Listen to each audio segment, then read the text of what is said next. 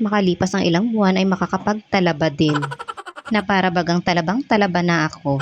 Kung dati ay nagmumukha na daw akong hipon kakakain ng hipon, ngayon naman ay talaba na ang kamukha ko. At dahil sumakit nga ang ulo ko kahapon sa gutom, ay nagpabili na rin ako ng isa sa mga paborito kong ulam.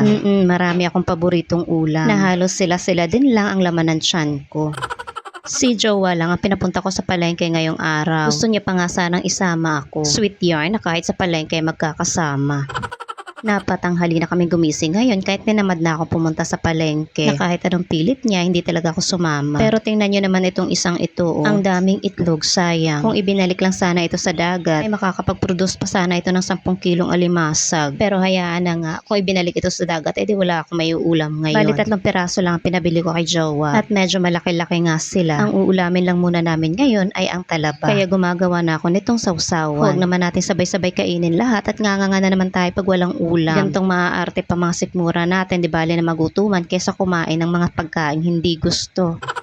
Hindi fan sa alimasag at talaba sa Jowa, kaya ayaw niya nito. Bumili siya ng tilapia at ginataan niya, yun naman ang paborito niya. Hindi talaga kami nagkakasundo sa halos lahat na lang ng bagay. Kaya nagtataka na lang ako kung bakit magkakasama pa rin kami hanggang ngayon.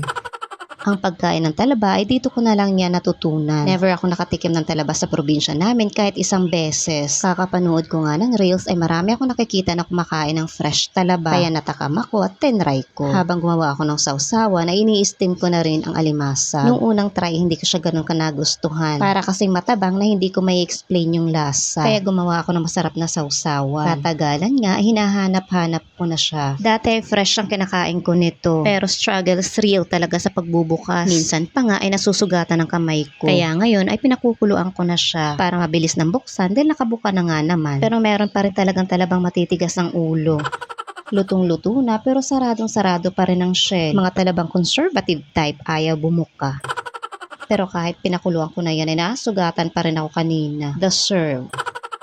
So nagsisimula na nga tayo sa kalbaryo ko tuwing nagpapabili ng talaba. Syempre hindi ko naman to pwedeng iutos kay Jowa. Sasagutin lang ako nun, ibinili na nga kita ako pa magbubukas. Minsan ay magkakadikit ang 2 o 3 talaba. Kaya naman ang hirap nilang paghiwalayin. Pero wala namang mahirap sa mga taong gutom. Mas mahirap kapag walang kinakain. Kaya carry lang to, 1 kilo't kalahati lang naman silang lahat. Minsan kasi tumitikim din naman si Jowa. Kaya nabibitin kapag 1 kilo lang ang pinapabili. Nung minsan nga 1 kalahating kilo ang nilista ko pero kalahating kilo lang ang nakita ni Jowa. Tatakot-takot lang naman ang sermon ang inabot niya pagdating sa bahay. Ilang piraso lang naman ang laman ng kalahating kilo niya, 5. Kaya sa halip na matuwa ay nagkakasamaan pa ng loob.